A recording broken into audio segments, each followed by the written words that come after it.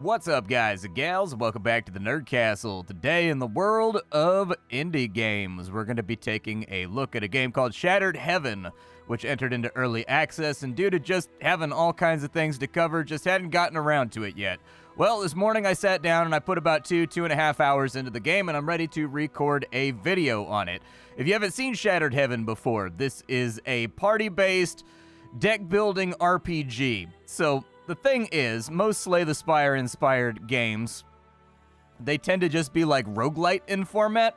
This game is not roguelite in format. In fact, this game probably has more in common with something probably like Grifflands, I guess, would be the closest thing to this, where this is a deck building game, but it's also distinctly an RPG with level ups and skill trees and things of that nature as well.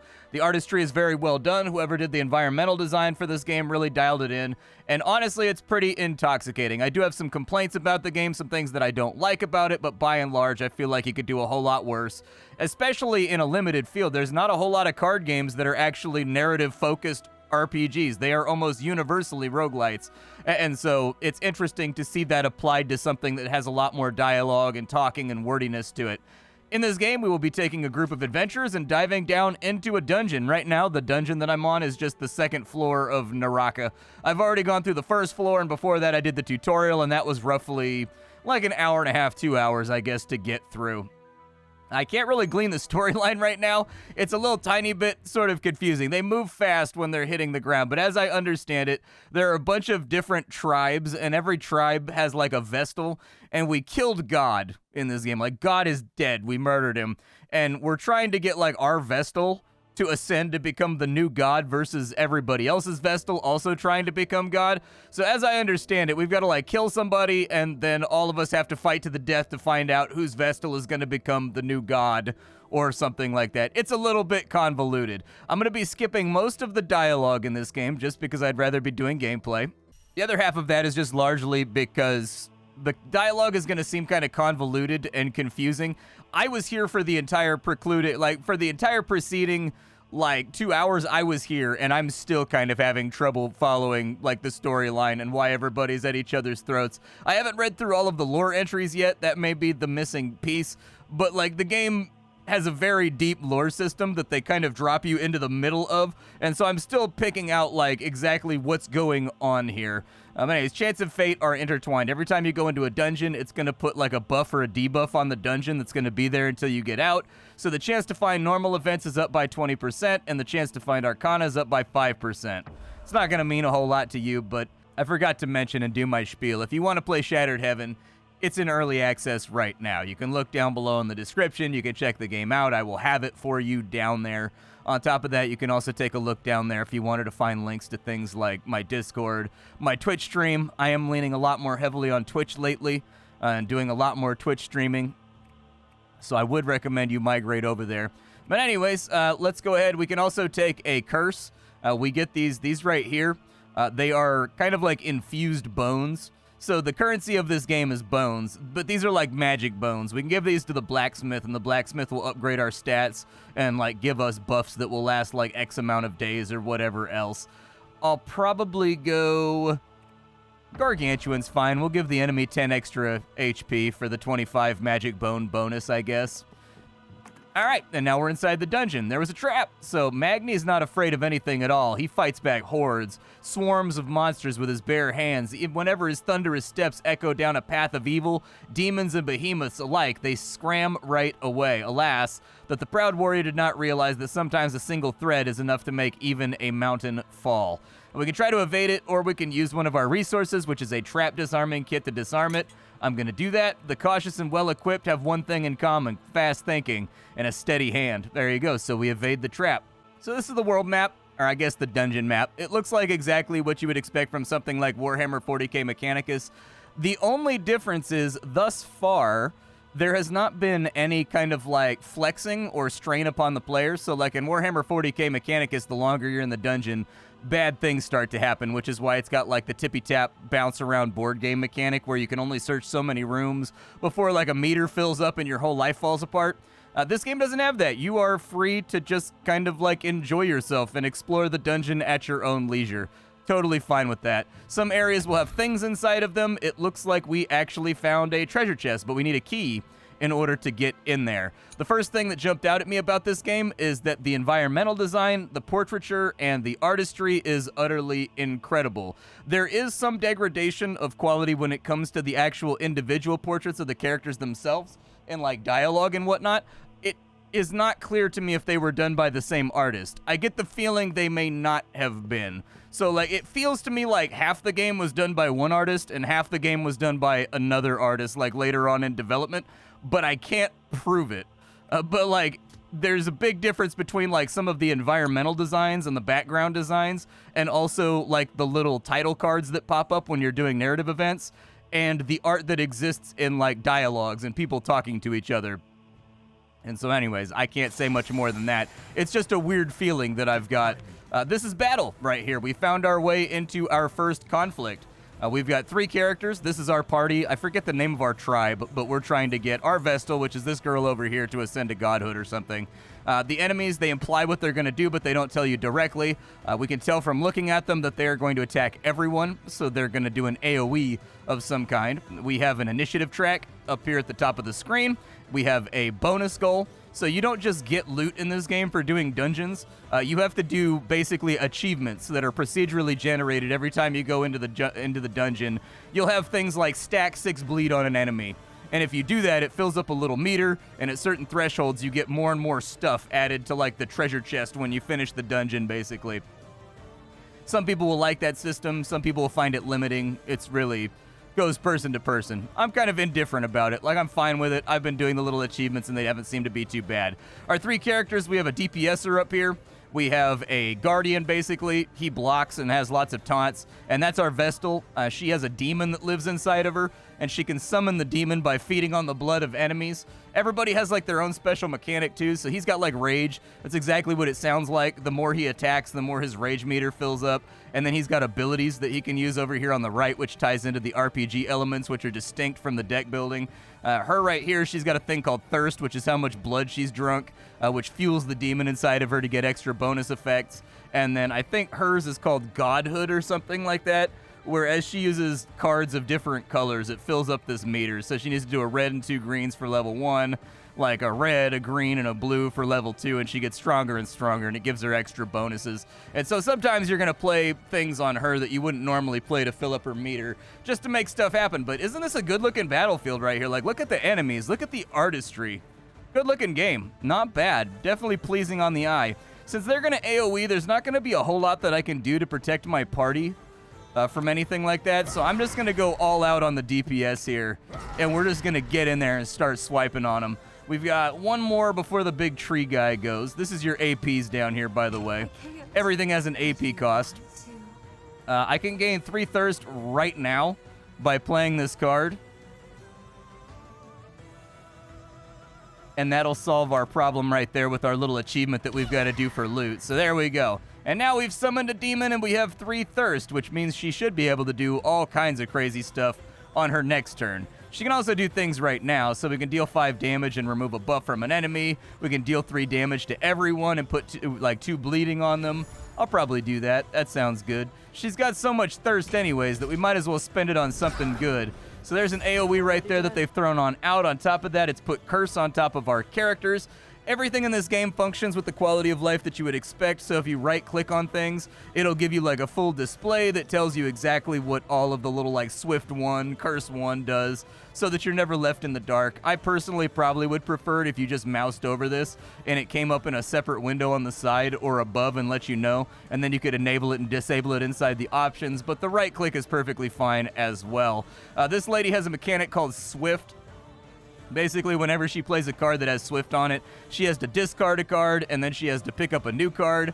But the bonus to that is that there's a bunch of cards in her deck that have a thing called Overwhelm, which keep track of how many Swifts you've played since the last time you played an Overwhelm card, and you get kind of like these rolling damage bonuses that get going. For now, we'll go ahead and hit her for 8 damage right there, and then we will go for 7 plus 3 damage right there. Not too bad, not too bad. I think that's the end of that turn, and so the crying lady in the front, we weren't able to finish her off. She's going to get to go ahead and take a turn where she fired a death laser at us with her little severed head in a basket that she's playing around with. What do you have here? Gain 5 armor. Yeah, we might as well armor up. There's no guarantee we're going to finish off the silver or whatever by the time we get out of here. Single ally gains 4 armor. Yeah, go ahead and give that to her too. We'll go ahead and phalanx her up. Phalanx reduces the damage you take by 25%, so it's kind of nice to have. We do need to get rid of her, though, by the end of this turn. She got to go. There we go. 7 damage, and she's got 3 bleeds, so she'll die at the outset of her next turn. The other thing that we kind of want to do is we kind of want to gain some armor and heal, I guess. That way, when this guy decides to bust rounds at our entire party, we don't get absolutely mangled. Okay, I'll take that. My tank is a little bit chunked up. Well, no, he's actually okay. He's got a lot of rage, though. She hasn't really charged up for much, though.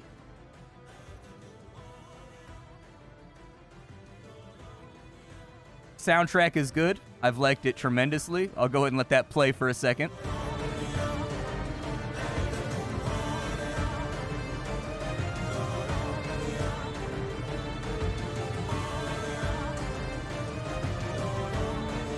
I've been happy with it so far. However, the happiness does not extend to the voice acting. The voice acting is pretty rough in this game whenever you get to like a cutscene sequence.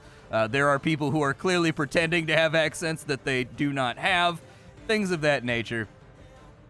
Let's go ahead and we'll run a Swift right here. Got 22 armor on you, huh? That's wild. All right, we'll run an Overwhelm right there for like another 10 damage to armor. Wow, we've got like a long road to hoe to get this guy down. I don't really... Oh, yeah, dude. Sweet. I forgot. She had, like, the Thunder Blast ultimate. So when you're building people's decks in this game, you have a very specific amount of cards you can put into the deck before you leave town. Every single time you complete a battle, your characters will get new cards that get added into, like, their overall selection process when you get back to town. And the new cards will be in your deck till the end of this run, from what I can tell. And then they go into the general pool for you to reassemble your deck in between runs. But the game does have hard locks, and so there's like, you can only have like 4 legendary cards in your deck, or like heroic cards. You can have 1 legendary, 4 heroics, like 8 rares, and like 8 commons or something like that. And so there is a little bit of structure and rigidity there that you have to play around with. So you can't just like stack your deck with all the most powerful stuff. We'll go ahead and fire some death lasers and whatnot. This guy's got enough bleeds on him that I'm not worried about him anymore. Oh, cool. You got healed. Nice. Do you have another heal card on you right now? Because I would like to heal people more before we finish this. Doesn't matter. That was her legendary ability right there. It doesn't seem like much because it only does 4 damage. But actually, it pushes the enemy back in the turn order, which is pretty wild. After this, you get the draft cards. You have to take these. You have no choice. They will be in your deck for the rest of the run. Luckily enough, though, they will not be in your deck when you get back to town. So, like, whatever. Rules of nature. 8 damage, 4 extra damage for every newt you played this turn. I haven't really built any newt decks yet. Deal 9 damage, bleeding 2. If the target does not have bleeding, give them additional bleeding stacks. Sounds all right. We'll give that to her. Over here, I don't really have anybody that has a lot of newt cards, so this is going to be kind of a dead card no matter who I put it on. I'm just going to, like, assign it to people randomly because I don't care. The only card there that I was passionate about was the central one, the Pyre. We can smelt a card right here should we desire to do so. Let's go ahead and burn that one off real quick. I don't want it, and so we can burn a card real fast. Luckily, the game gives you, like, copious opportunities to remove things from your decks and to, like, fool around with things. And so expect to have your deck in your hand for most of your playthrough here. I am a shade of the self, but I tell no lies. I am a seer of the past that was, of the future that will come, and of the present that is now. I was born to guide you towards this path, follow my dim light, and reach your fated destination. Nonetheless, I must urge you not to touch me, traveler, for unexpected things may happen upon my demise. Okay, let's follow it. The floating fire leads you down the way, its light waning softly, and when it completely disappears, there's little to no time for you to react before you step in a trap. Womp, womp, womp. What do we have here? Oh, we found the treasure key. Nice. So we can go back to the treasure chest. Over here, we have another trap. I'm going to disable it, but we actually screwed up and stepped on it, so we're actually kind of getting chewed on a little bit this dungeon. There's the dungeon exit. The goal of every dungeon is to find a key and then get to the exit. We haven't found the key yet. We found the key to a treasure, so I'm going to go grab that real fast. And we may rest. There's usually like a bonfire inside each dungeon where you can rest for a little bit and get your HP back. Let's see. A casket of splendid solace in the midst of peril is always a welcome sight for sore eyes and empty pockets. Holder of the greater blessing, prey upon these hands. So we found some tools. It looks like we found an orb of some kind. I have no idea what an orb does. It looks like we can use it for permanent upgrades in the smithy. Okay, I'll take it. I don't know if I should rest now or if I should rest later. Let's push it a little bit further. I'm gonna play risky. I don't know what happens when you die in this game either. I actually have not died yet, so I have no clue what happens when you die in this game. I'm going to have her spend a whole turn healing herself. I'll probably try to do similarly for pretty much every single character, just to get a little bit of armor up before the enemy decides to stuff us super bad. I am going to use Blade of the Just to do 8 damage to everybody, but I have to swift a card to do that. Probably get rid of a Vorpal Strike then. Go ahead and put a bleed on her, I suppose. That'll give us 4 bleeds right there. Very nice. Also, yeah, absolutely heal 2 HP. For sure. The more HP we can heal, the better. You've also got armor, so we'll go ahead and throw that together. He's going to need a little bit more armor for himself if we want this to work. Oh, I could have just done Oathbound Goliath, damn. All right, well, let's slap just put it on yourself. We want everybody to have like 6 or 7, at least enough to neutralize 1 attack. Okay, so we neutralized the damage over there, but we did not neutralize that damage. Womp, womp, womp.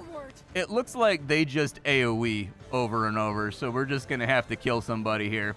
That's sinuous. I think that means the cost goes down for every swift and skill that we play. Yeah.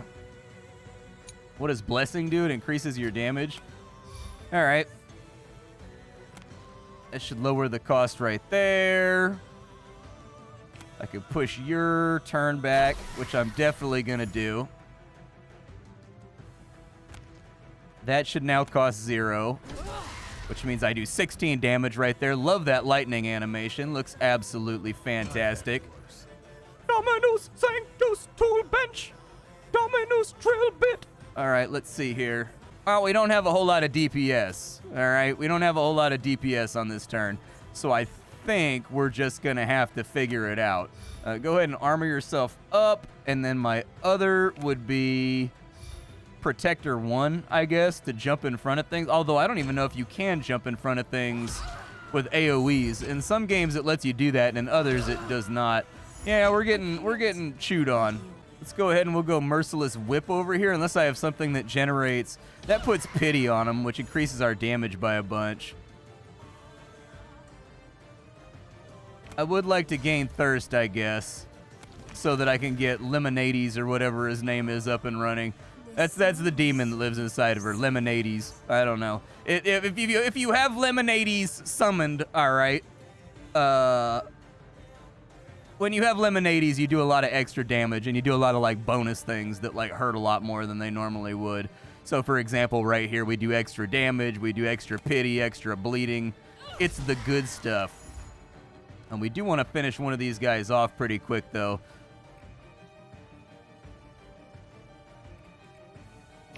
Yeah, I guess you can go ahead and do that. And then over here, maybe we'll do an Impale on that one, too, so that we get extra bonus damage. I doubt we're going to be able to clock like 34 damage in one turn here, but I'm going to try. We've got Swift.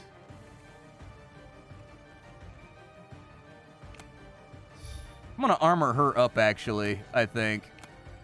To focus on healing a little bit. There we go. It doesn't matter. They get to take a turn anyways. All right, so now that we're protecting the Vestal, we do have smashes over here. The enemy does not have armor, though, so we're not going to get the bonus goodness. We'll go ahead and smack them.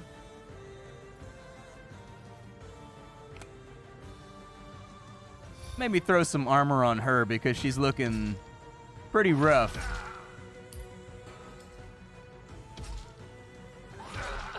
Oh, a double turn. Well, then I'm super glad that I went ahead and made her stronger. Willingness to sacrifice.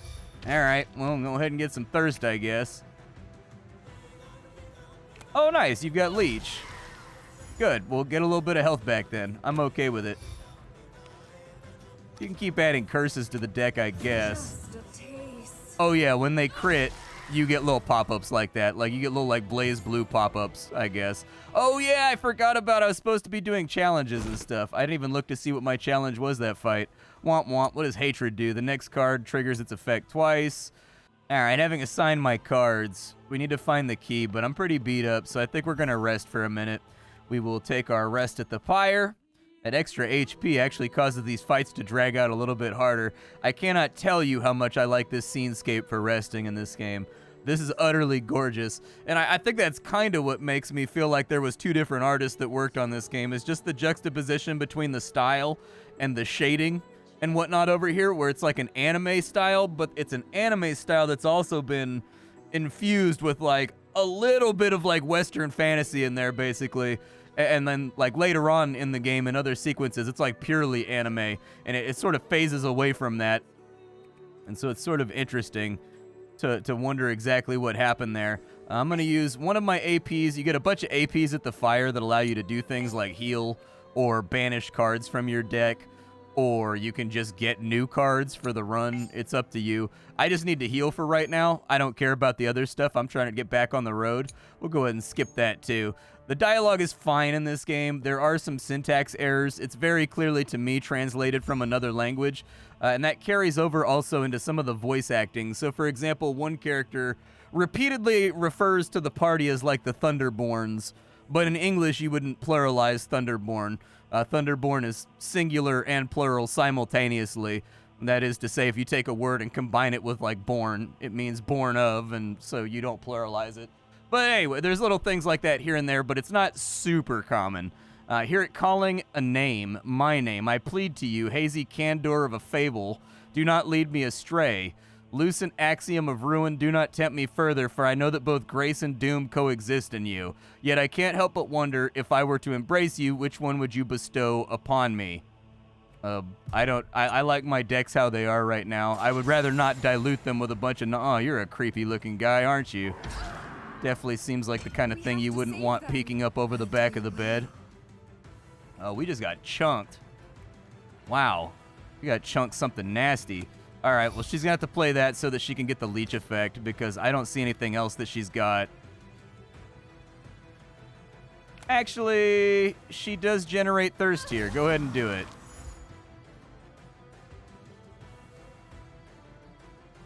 Oh, I may have just screwed up. It drained my thirst. Okay, I thought I was still going to be able to use insatiable hunger. Can I generate thirst here? There we go. Let's generate some thirst. I'll gouge a card. And then I need to leech because she just took a fat hit. And so if I could get a little bit of HP back, that would be ideal. Man, AoE's flying around everywhere right now. Okay. I don't really have any neutral cards, so I would prefer to stay away from that one. It looks like they are all attacking the Vestal this turn. So I'm going to go ahead and protect the Vestal as much as humanly possible, I suppose. We'll armor her up a whole bunch. We need to figure out our course of duty here, too.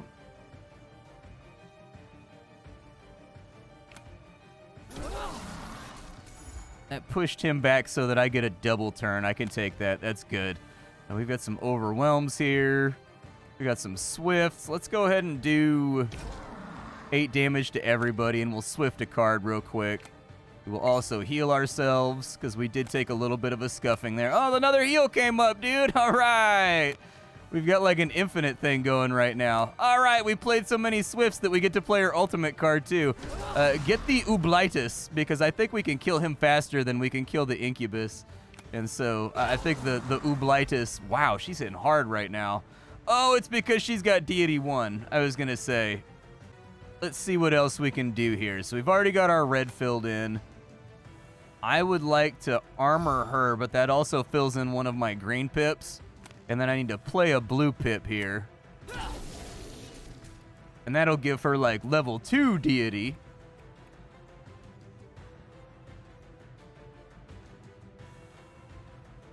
And so she's going to need to play a card now that activates her meter, I think. What are you doing here, boss? You're just attacking the Vestal? All right. I'm going to continue stacking up wild amounts of armor because I don't want you to hit my Vestal. There we go. Perfect. Oh, and we got a riposte off of it. Very nice. Do you have any thirst lined up? Because we could definitely use some thirst. Go ahead and gouge the shield. Good. Just out of AP, unfortunately.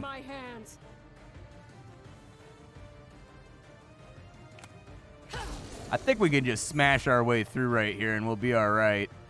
Although I didn't really pick up that much damage, unfortunately. So it looks like she's going to have to finish him off. We've got Oathbound Nightmare. Do it. Awesome. There we go. The Oathbound Nightmare was successful. Oh, yeah, I forgot to check. I got to remember to check my objectives after these fights. We've got gain 4 armor on self. Gouge 1, gain thirst, gain crusade 2. That's probably a Magni card. Draw 1 common hero card costing 0 AP during this turn. That's probably a her card. Gain 3 armor, gain 3 HP. Yeah, she's always getting targeted by the enemies, so I feel like it's not a bad idea. Is that a pomegranate? Beautiful bones, adorned with sins of plenty, magnanimous harvest doused in guilt, vestments torn and chest stricken, the procession goes on and on. King of the yield, quench our thirst with your blood, Prince of the grove, let us partake of you.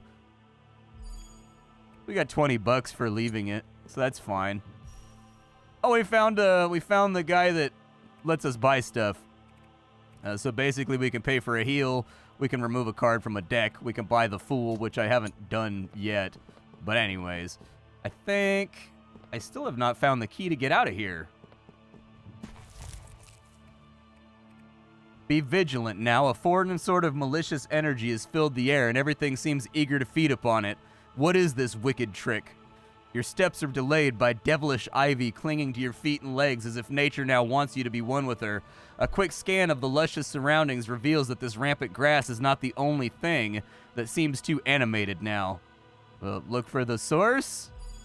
A small part of the map has been revealed. Oh, I guess I just had to kill stuff this time around to open up the barrier. Fair enough. I needed a key last time. So what I did here is I actually played for about 30 more minutes because there was a bunch more dungeon floors, but we were kind of getting towards the end of our time, and I wanted to show you the progression methods of the game before I summarize my time with Shattered Heaven.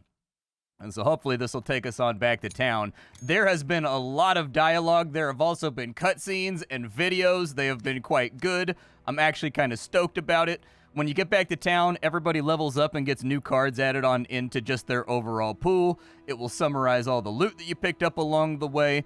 And then from there, the ways that you customize your characters is you can go to the Great Altar. Inside the Great Altar, you are able to modify people's decks with the things that they have unlocked.